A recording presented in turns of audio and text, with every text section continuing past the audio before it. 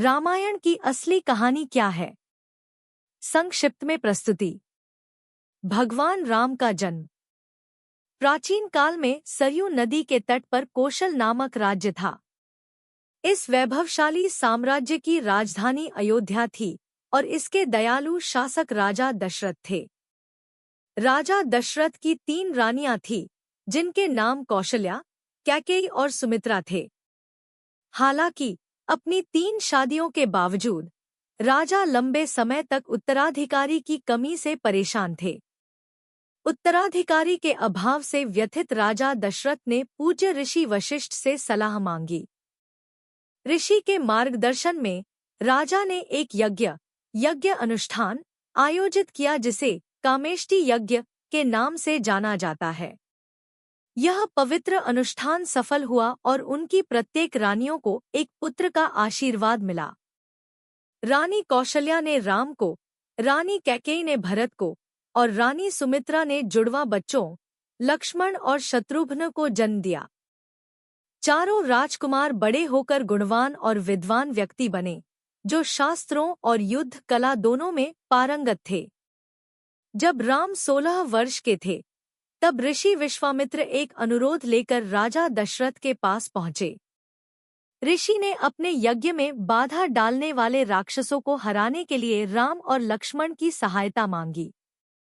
राम और लक्ष्मण ने विनम्रता और बहादुरी के साथ इस महान कार्य को स्वीकार किया, राक्षसों को सफलतापूर्वक समाप्त किया और बदले में विश्वामित्र से दिव्य अस्त्र प्राप्त किए। सीता का जन्म। पड़ोसी राज्य मिथिला में राजा जनक भी निसंतान थे। ऋषिमुनियों की सलाह पर राजा जनक ने यज्ञ के रूप में अपने राज्य के खेतों में हल चलाने का निर्णय लिया। जुताई के दौरान एक चमत्कारी घटना घटी। हल धरती के भीतर दबी एक धातु की वस्तु से टकराया। आगे खोजबीन करने पर राजा जनक को हल जोती हुई मिट्टी से एक कन्या निकली और यह कन्या कोई और नहीं बल्कि सीता थी। जैसे ही सीता को जमीन से बाहर लाया गया, राज्य में बारिश होने लगी और राजा जनक ने खुशी से उनका अपने महल में स्वागत किया। मिट्टी के कलश से चमत्कारिक रूप से प्रकट होने के कारण उनका नाम सीता रखा गया। समय बीतने के साथ सीता सुंदरता, गुण और अनुग्रह की प्रतिमान के रूप में विकसित हुई। आखिरी सीता की शादी का समय आ गया। शिव का धनुष। राजा जनक ने राजकुमारी सीता के लिए एक स्वयंवर की घोषणा की, जिसमें वह अपना पति चुनेंगी। हालांकि उन्होंने एक कठिन शर्त रखी, केवल वही व्यक्ति जो भगवान शिव के दिव्य धनुष की प्रत्यंचा चढ़ा सकेगा, सीता से विवाह करने के योग्य होगा। यह धनुष अविश्वसनीय रूप से भारी था और इसे केवल अत्यधिक बलशाली और गुणी व्यक्ति ही उठा सकता था। राम की मिथिला यात्रा। स्वयंवर की खबर फैल गई और भगवान राम के गुरु विश्वामित्र राम और लक्ष्मण के साथ अयोध्या आए। विश्वामित्र ने दशरथ से मिथिला में हो रहे एक यज्ञ की रक्षा के लिए राम को भेजने के लिए कहा। अपनी यात्रा में उन्होंने राक्षसों और राक्षसी ताड़का और उसके बेटे सुबाहु द्वारा उत्पन्न अन्य चुनौतियों का सामना किया और उन्हें हराया। स्वयंवर। मिथिला में भगवान राम और लक्ष्मण को लोगों से परिचित कराया गया और जल्द ही उन्हें स्वयंवर के बारे में पता चला। वह दिन आ गया और कई राजकुमार, राजा और योद्धा भगवान शिव के धनुष की प्रत्यंचा चढ़ाने और सीता का हाथ जीतने का प्रयास करने के लिए एकत्र हुए। एक एक करके वे असफल हो गए, धनुष उठाने में भी असमर्थ हो गए। आखिरकार राम की बारी थी।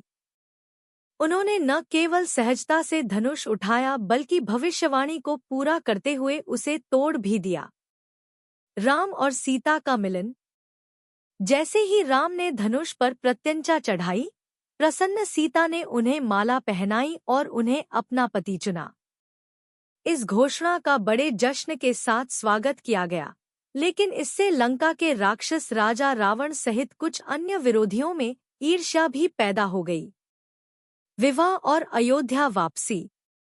स्वयंवर के बाद राजा जनक खुशी से सीता और राम के मिलन के लिए सहमत हो गए और उनका विवाह बड़े धूमधाम और समारोह के साथ हुआ।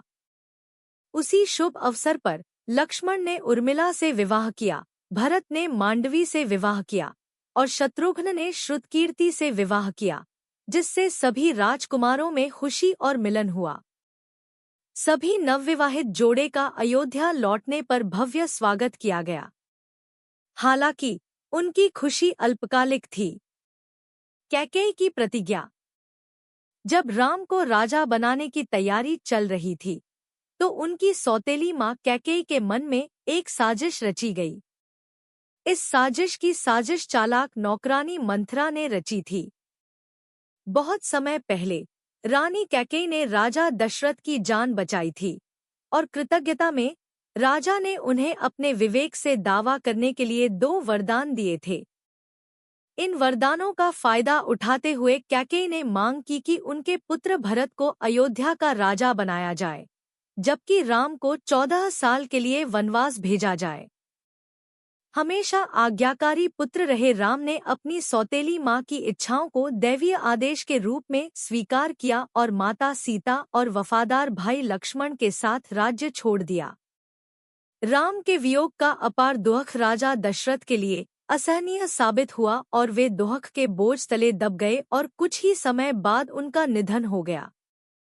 जब कैकेयी के पुत्र भरत को अपने पिता की मृत्यु और राम के वनवास के आसपास की परिस्थितियों के बारे में पता चला, तो उन्होंने सिंहासन स्वीकार करने से इनकार कर दिया। राम का वनवास। अपने साथ हुए अन्याय के बावजूद राम ने अपना वनवास विनम्रतापूर्वक स्वीकार किया और वन जाने के लिए तैयार हुए। सीता और लक्ष्मण ने उनके साथ जाने पर जोर दिया और उन तीनों ने जंगल की कठिनाइयों के लिए अपने शाही जीवन को त्याग कर अयोध्या छोड़ दिया। राम के चले जाने से अयोध्या के नागरिक दुखी हो गए। भरत की भक्ति। भरत, जो राम के वनवास में अपनी मां की भूमिका से अनजान थे, इस दौरान अपने मामा के राज्य में रह रहे थे। जब वह अयोध्या लौटे और स्थिति का पता चला, तो उन्हें बहुत दुख हुआ और उन्होंने यह कहते हुए सिंहासन लेने से इनकार कर दिया कि यह सही मायने में राम का है। उन्होंने राम को वापस लौटने के लिए मनाने के लिए जंगल जाने का फैसला किया।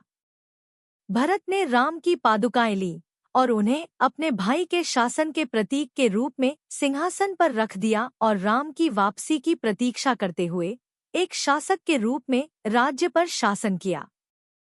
वनवास में राम का जीवन। राम, सीता और लक्ष्मण अपने 14 साल के वनवास पर निकले, जिसके दौरान उन्हें विभिन्न चुनौतियों और रोमांच का सामना करना पड़ा। उन्होंने ऋषियों की रक्षा की, राक्षसों को परास्त किया और अपनी यात्रा के दौरान अच्छे प्राणियों के साथ गठबंधन बनाया। अंततः वे दंडक और पंचवटी के जंगल में बस गए, जहां उन्होंने एक साधारण झोपड़ी बनाई और एक साधारण जीवन व्यतीत किया। जंगल में रहने के दौरान राक्षस राजा रावण की छोटी बहन शूरपणखा राम के पास आई और उनके आकर्षण से मोहित हो गई। उसने राम से विवाह करने की इच्छा व्यक्त की, लेकिन राम ने उसके प्रस्ताव को लक्ष्मण की ओर मोड़ दिया। शूरपणखा निडर होकर लक्ष्मण के पास पहुंची, लेकिन उसे एक बार फिर अस्वीकृति का सामना करना पड़ा। अस्वीकृति से क्रोधित होकर उसने माता सीता को नुकसान पहुंचाने का प्रयास किया। जवाब में लक्ष्मण ने तुरंत हस्तक्षेप किया और अपने चाकू का उपयोग करके शूरपणखा की नाक काट दी। घायल और अपमानित होकर शूरपणखा लंका लौट आई, जहां उसने रावण को अपनी आपबीती सुनाई।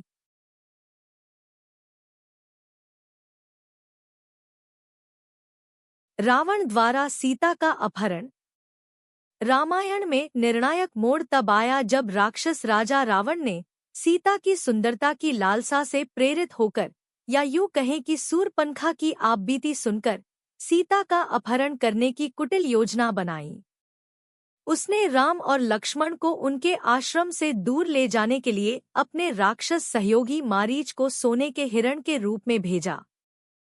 हिरण की सुंदरता से मोहित होकर सीता ने राम से उसे अपने लिए पकड़ने की विनती की।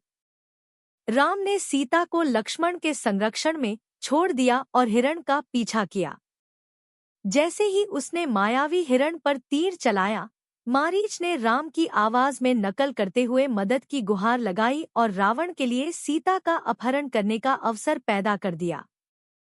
यह सुनकर कि सीता ने राम की सहायता के लिए लक्ष्मण को जाने का आग्रह किया।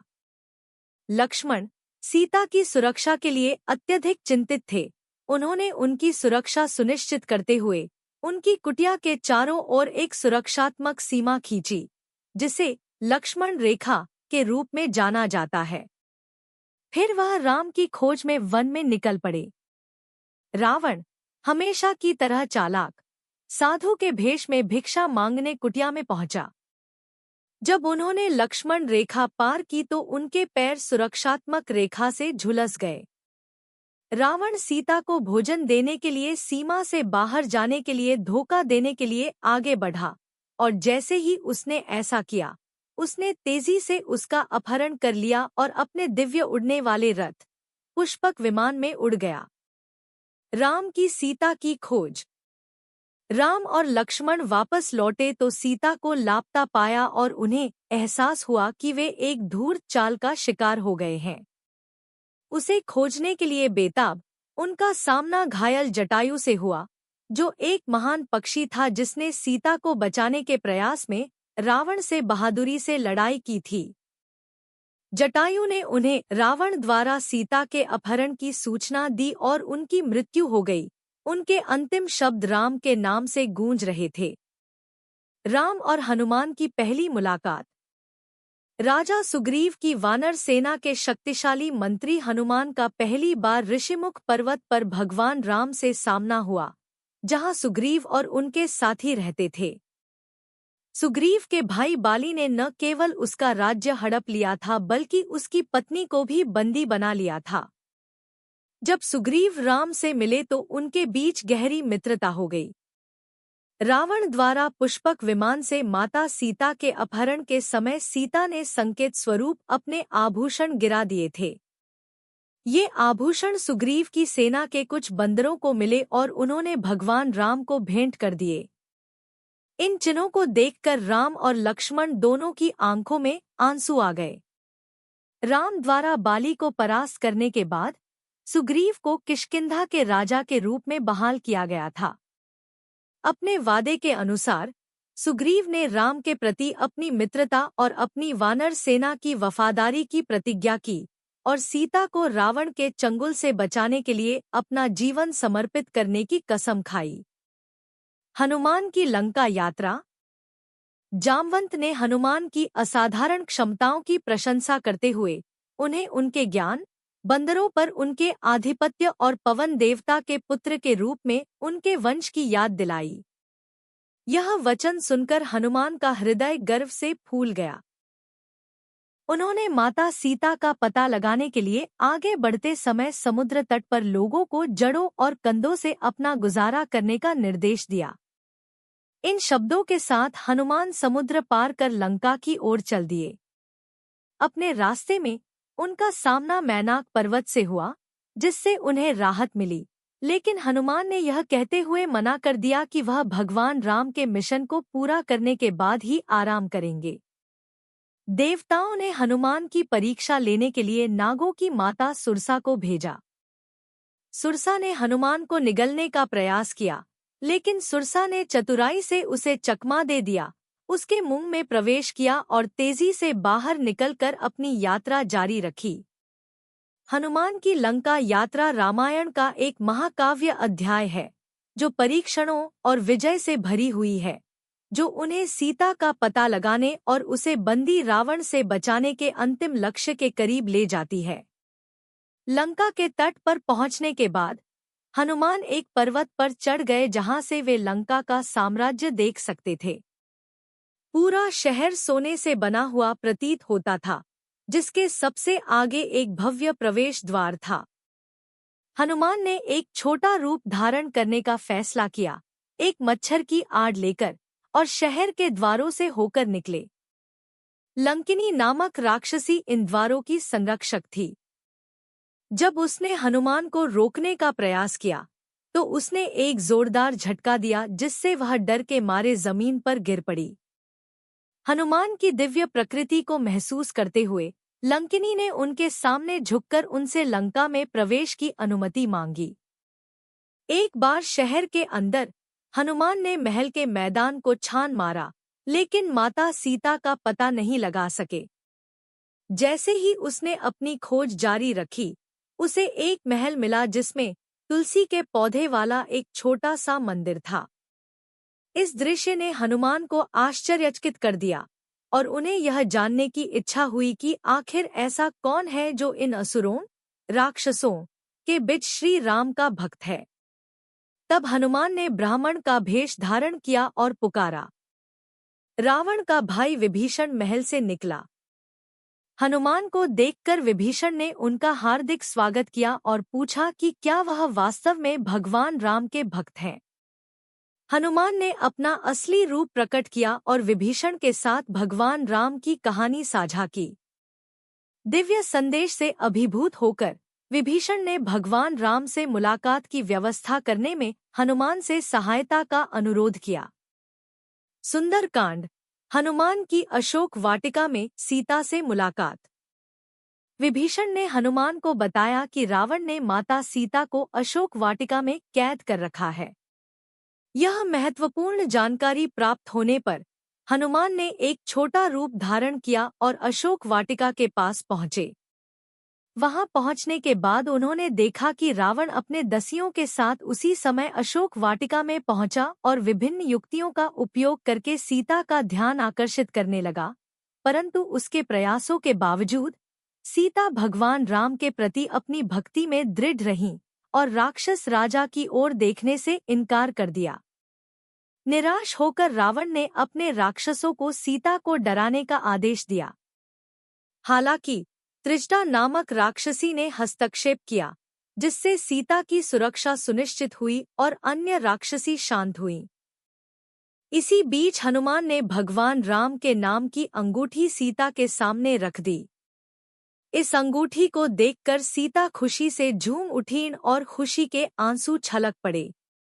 फिर भी उसे संदेश की प्रामाणिकता के बारे में संदेह था।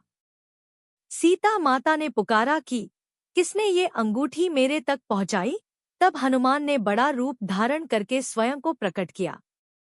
हनुमान को देखकर सीता माता को विश्वास नहीं हुआ। सीता माता की चिंताओं को कम करने के लिए हनुमान ने मीठे और आश्वस्त शब्दों में भगवान राम के गुणों के बारे में बताया और कहा कि वह भगवान राम के दूत हैं। सीता माता ने उत्सुकता से भगवान राम की कुशलक्षेम पूछी और उनके समाचार पूछे। हनुमान ने भगवान राम के कल्याण के बारे में बताया और उन्हें आश्वस्त किया कि वे जल्द ही उन्हें बचा लेंगे। हनुमान ने भगवान राम को अपनी पहचान साबित करने के लिए सीता से एक चिन्ह मांगा और सीता माता ने उन्हें अपने कंगन दिए। लंका दहन। लंका में समय बिताने और अपना मिशन पूरा करने के बाद हनुमान को भूख लगने लगी। उन्होंने अशोक वाटिका के पेड़ों से फल खाना शुरू कर दिया। हालांकि जैसे ही वह स्वयं पेड़ तोड़ने लगा, रावण के सैनिकों ने उसका सामना किया। हनुमान ने उन सभी को हरा दिया।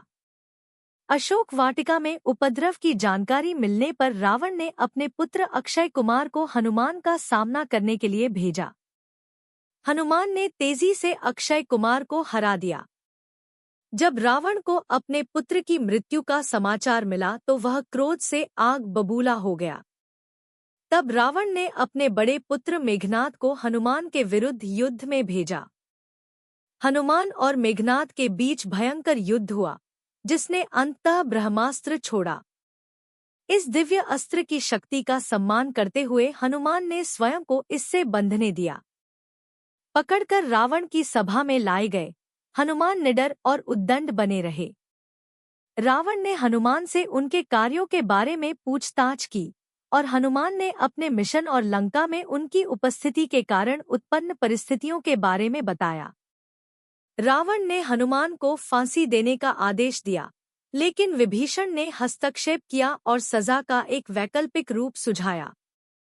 मंत्री इस बात से सहमत थे कि हनुमान की पूंछ उनकी सबसे प्रिय संपत्ति थी, इसलिए उन्होंने उस पर तेल से भिगोया हुआ कपड़ा बांधने और उसे आग लगाने का फैसला किया।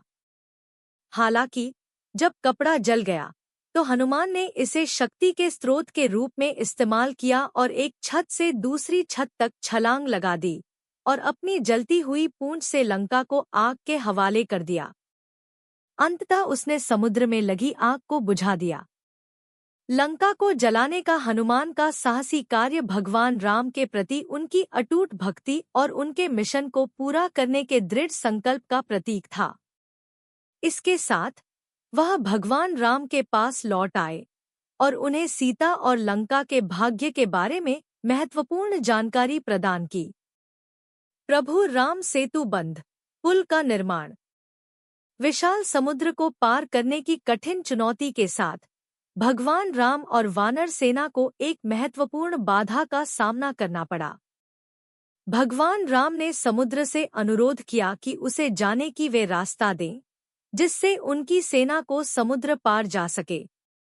हालांकि बार बार विनती करने के बावजूद समुद्र ने बात नहीं मानी। जवाब में भगवान राम ने लक्ष्मण से धनुष मांगा और आग लगे तीर से समुद्र को सुखा देने का दृढ़ निश्चय बना लिया।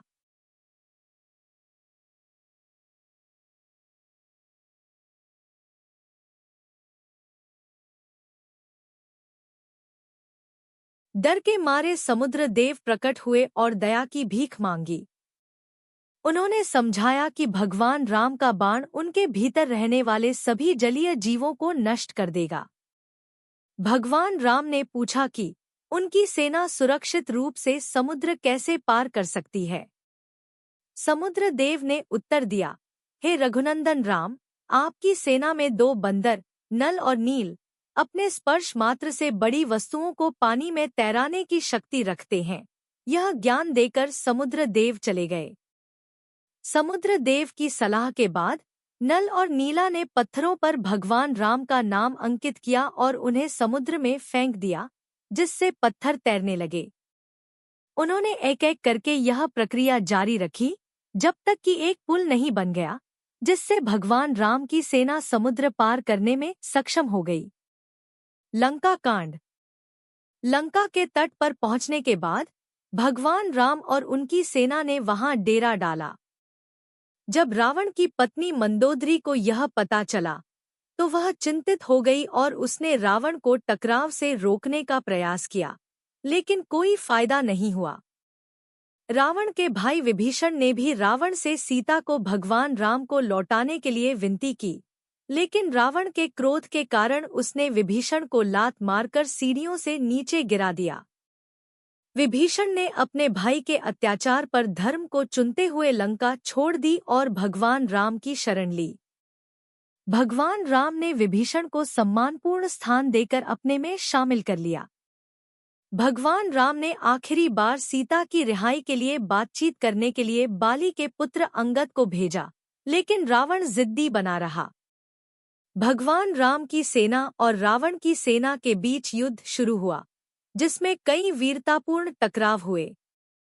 मेघनाद ने दिव्य अस्त्र शक्ति का प्रयोग कर लक्ष्मण को गंभीर रूप से घायल कर दिया। लक्ष्मण को बचाने के लिए हनुमान ने संजीवनी बूटी की तलाश में हिमालय की यात्रा की, लेकिन जब वे विशिष्ट जड़ी बूटी की पहचान नहीं कर सके तो पूरे पर्वत के साथ लौट आए। युद्ध के दौरान रावण के विशाल भाई कुंभकर्ण का अंत भगवान राम के हाथों हुआ। अंततः भगवान राम की सेना विजयी हुई और भगवान राम ने स्वयं रावण का सामना किया। भगवान राम द्वारा चलाया गया एक तीर रावण की नाभि में लगा, जिससे उसको परास्त कर दिया। अपनी मृत्यु से पहले रावण ने अपने कार्यों के लिए पश्चाताप व्यक्त किया और राम की दिव्यता को स्वीकार किया। विभीषण को लंका का नया शासक नियुक्त किया गया। राम की जीत के बाद उन्होंने सीता को बचाया और उनसे पुनः मिल गए। हालांकि उनकी कुछ प्रजा के बीच उसकी पवित्रता के संबंध में संदेह पैदा हो गए। अपनी पवित्रता साबित करने के लिए सीता को अग्नि परीक्षा से गुजरना पड़ा। वह अपनी बेगुनाही की पुष्टि करते हुए बेदाग निकली। अयोध्या वापसी। सीता की पवित्रता स्थापित होने के बाद राम और सीता अपना 14 वर्ष का वनवास पूरा करके अयोध्या लौट आए। उनकी वापसी का जश्न अयोध्या के लोगों ने बड़े उत्साह के साथ मनाया। भरत, जो राम की अनुपस्थिति में राज्य पर शासन कर रहे थे, उन्होंने खुशी से अपने भाई का स्वागत किया और राजा के रूप में ताज पहनाया। राम का राज्याभिषेक और शासन। राम का शासनकाल धार्मिकता और समृद्धि से चिह्नित था। उन्होंने एक न्यायप्रिय और दयालु राजा के रूप में शासन किया और अपनी प्रजा का कल्याण किया। उनके शासन को राम राज्य के रूप में जाना जाता है, जो एक आदर्श राज्य का प्रतीक है जहां न्याय, शांति और समृद्धि कायम थी। सीता का निर्वासन। सीता की पवित्रता सिद्ध होने के बावजूद लोगों के बीच उनके बारे में अफवाहें और संदेह बने रहे। अपने शासन की अखंडता को बनाए रखने और धर्म कर्तव्य को बनाए रखने के लिए राम ने अनिच्छा से सीता को जंगल में निर्वासित कर दिया। वनवास के दौरान सीता ने जुड़वा बच्चों लव और कुश को जन्म दिया। पुनर्मिलन और सीता की वापसी। कई वर्ष बीत गए और राम के पुत्र लव और कुश जंगल में बड़े हुए। उन्होंने उल्लेखनीय गुणों का प्रदर्शन किया और अंततः उन्हें राम के पुत्रों के रूप में पहचाना गया। राम अपने पहले निर्णय के लिए पश्चाताप से भर गए, सीता से फिर मिले और महल में उनका स्वागत किया। यह रामायण की कहानी का समापन करता है। भगवान राम की विपरीत परिस्थितियों पर विजय, सीता की रक्षा और अंततः उनकी अयोध्या वापसी, जहां उन्होंने धार्मिकता और न्याय के साथ शासन किया। रामायण केवल वीरता की कहानी नहीं है, बल्कि मोरल और एथिकल मार्गदर्शन का एक स्रोत भी है, जो कर्तव्य, निष्ठा और भक्ति पर अपने शाश्वत पाठों के लिए संजोया जाता है।